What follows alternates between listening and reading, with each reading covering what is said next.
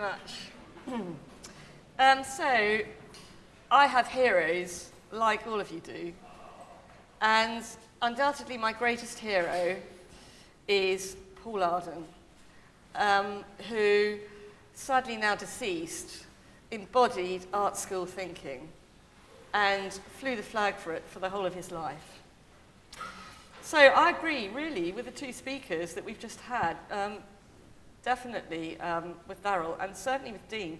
Dean, I think, had the great good luck and imagination to continue art school thinking after he left. He's doing amazing things. I suppose my talk is about the importance of art school thinking and attitude, that once you've adopted it, should never leave you. A lot of you have been to art school and find it so hard when you get outside to continue the thinking that you've been taught to do. And I suppose this is just about reminding you of all the important things that you need to remember. So, to begin with, be bloody-minded. So bloody-mindedness is refusing to compromise. This is a photograph taken from a brief set by Paul Arden at Kingston. Sarah Jane was absolutely determined to produce a brilliant image, and she talked an Essex abattoir into giving her a freshly slaughtered pig, which she then drove to Kingston at 6:30 in the morning, persuaded her flatmate to pose nude with innards for most of the day until she got the shot she liked. And afterwards, they got into a creative review photographic issue. So a brilliant image, but it's all about not giving in. You need to be loud. James Titterton invented a camera lens that was decibel sensitive. It only opened when the sound emitted by the person being photographed was so loud it hurt. So here you have completely honest portraits of pain. Raoul, James Titterton, who did the, and Sam, who's just scary. Another thing, be audacious. Hannah Shipley stole photographs in a photo booth. She stuck the camera in and took a photograph just as the first flash went off. This was really brave. And this is you probably all know this picture. One of our great alumni, students Luke Evans, went into the Apple Mac shop and stole pictures from photo booth that they had taken preening teenagers. It was for a statement on British youth, and he won a D&AD pencil with it. So stealing works. Irreverence. You need to be very irreverent. So this is Josh, a project about crash, one substance meeting another. So they made a clay model of my head, and then the whole group bashed it into smithereens. Pretty horrible, really. Actually, probably better than the original. Another experimental. You've got to be experimental. Kingston is all about trying things out. So it's going to start. No.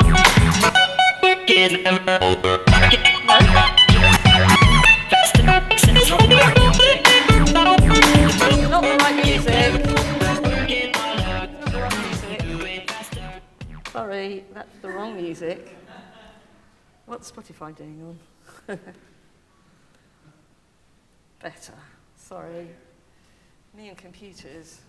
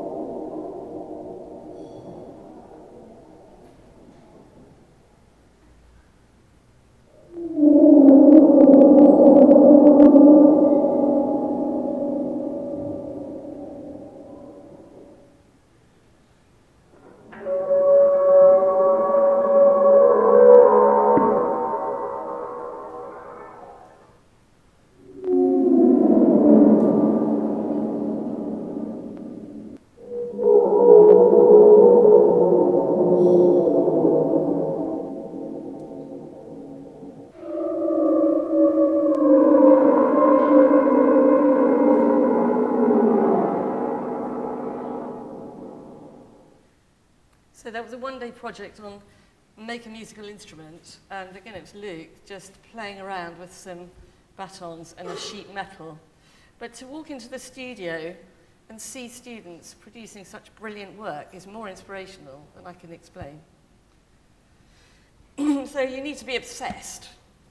Self-initiated project, 2 students were obsessed with being the hardest working team in the self-initiated project. So they spent 48 hours blowing up 2,880 balloons, popping them, tying them, popping them, and then lacing them together for a piece of graphic information that ended up looking like this. The hours and hours they spent doing it, they were the most hardest working team, but to be obsessed to that extent is a really important thing. So, hungry. So, Guinness Book of Records attempt to make the smallest crazy golf game out of bread. It was 36 loaves and 18 French batons. And these are the winners holding their trophies, and that's Jackson playing. They didn't win the attempt, actually. I think someone had done it better. Daring. So how far are you going to go to prove your point? So this is some people who wanted to test what the real meaning of limitless drinks in restaurants could do for them. So they made invisible suits out of plastic, and during a whole day, sitting at tables, they slipped an enormous amount of food. They tried it in a Chinese restaurant, eat as much as you like, and in Pizza Hut. And those were the outfits and what they got at the end of the day. So, of course, you need to be anarchic. You need to break things up. You need to be constantly making and breaking to find out how things work. How else do you invent something new unless you understand exactly what the nature of it is? So this is jelly being broken up for the Crush project. This is Harry dismantling 3 couches to try and work out what the nature of couches are, why they are so important in a home. Why is the couch the home? And this was 2 students who discovered they wanted to get their fridge removed, but they found if they paid for a fridge to be removed, it was really expensive. So they found that if they dismantled the fridge and sent it by mail, it was cheaper. So that's them dismantling it. And this was a collaborative project. Some illustration and graphic students shut themselves in the White Room for a week to emulate sweatshop conditions, during which time they made the amount of 10p coins that a sweatshop worker would make in a year, and coins like this. So they ended up with a pile of coins that was what a sweatshop worker would earn in a year, and it was an appalling sight. Or you just try things out, see how they work. So you've got to be stubborn, really stubborn. Step 1, experiment. Step 2, fail. Imagine how many times you have to do that to get this. There's 2 on there, so I wonder what that's going to do.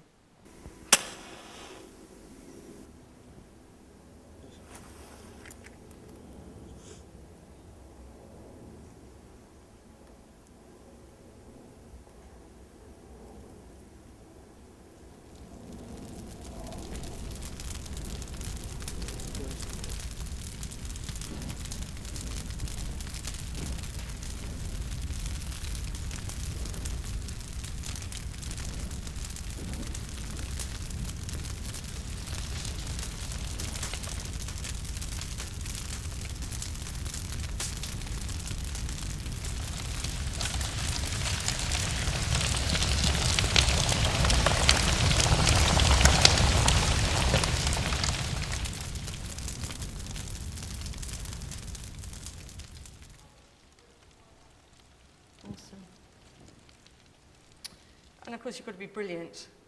So this was a project. The challenge was make water lift things. So Matt and his group filled 36 hypodermic syringes with less than a litre of water. and managed to lift a 9-stone person. I have a film of that, but I haven't got time to show so many films, but there was a general in the room. Okay, so you need to bare your soul and other things. So collaborative project, interactive.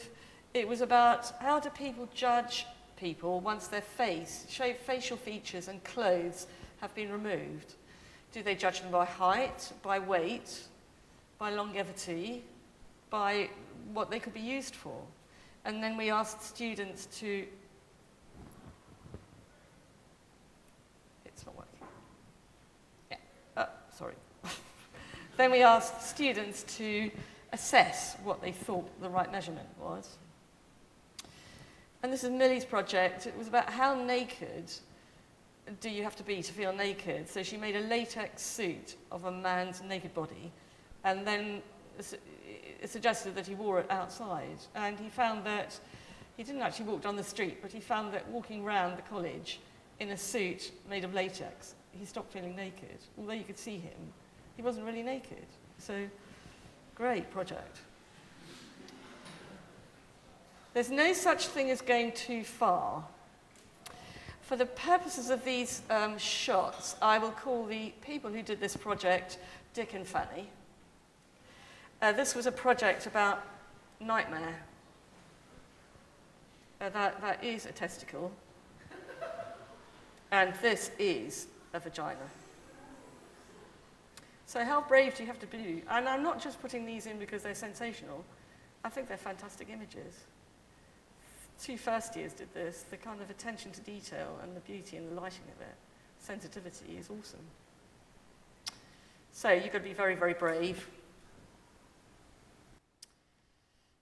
Polarization process has been combined with polybutylene. And basically, we tested it out, and it turns out it's pretty damn strong. Just to prove that, I've made some body armor.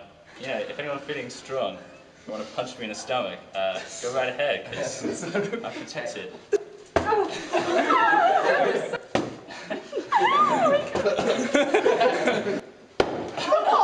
Because of the structure I've made, it's distributing that weight around. I've also got some metal and wooden sticks. Harder, man. Do it again.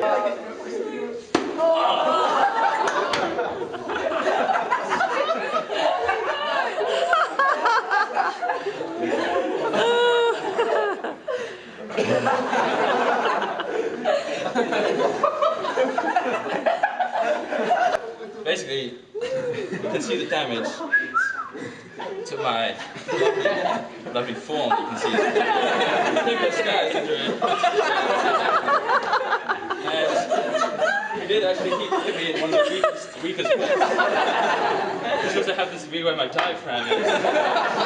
So this can be used for, you know, going out and about, you know, if you feel it. Going somewhere dodgy in London, for possibly car crashes and just random people with sledgehammers. Some of the times when you push students to such degrees of ingenuity, you have to go to some really keen crits, and sometimes they go too far. I left out the bit that I can't show anyone. It's gone to red, so I'm going to have to stop.